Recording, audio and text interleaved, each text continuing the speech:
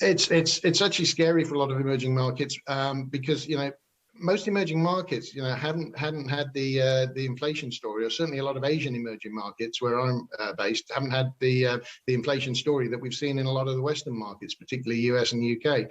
And obviously, a stronger dollar, weaker local currencies is potentially inflationary to some extent. But we're starting to see more and more Asian central banks. We even had the Bank of Thailand in the last day or two come out and start to say that they're not likely to keep following the Fed policy if Fed keeps hiking by ever more extreme amounts.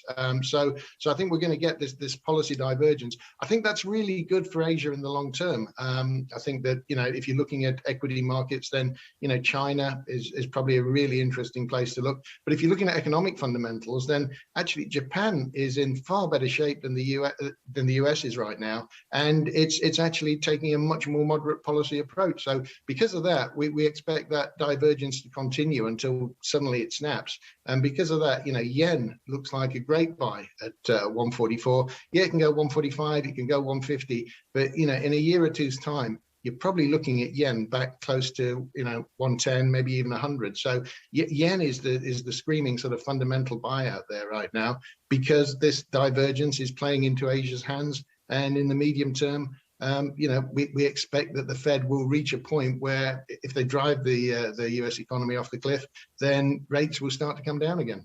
Paul, for many years we spoke about the inability for central banks to lift interest rates too aggressively because of debt piles. Now we're talking about US interest rates possibly getting to 4.25% by the end of this year and maybe 4.5% next year.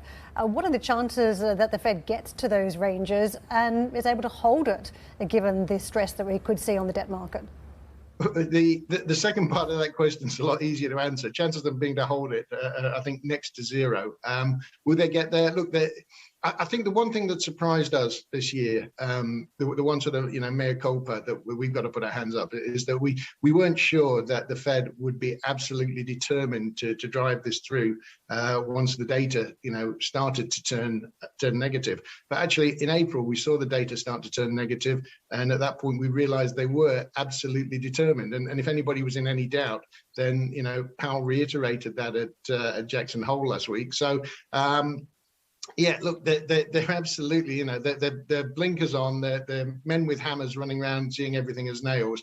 They're determined to push it as far as they can. I don't know how bad things would have to get to stop them, but I think things are going to get so bad that it will force them to reverse pretty quickly whenever they do reach that apex.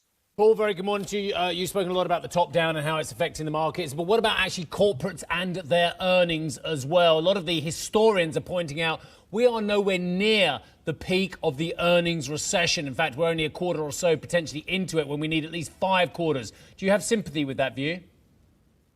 Yeah, look, I think earnings are very vulnerable. I think, we're seeing margins start to face some pressure. I think a lot of the inputs are still dangerous for corporates, and we're starting to see demand contraction now. It's only just beginning to play out.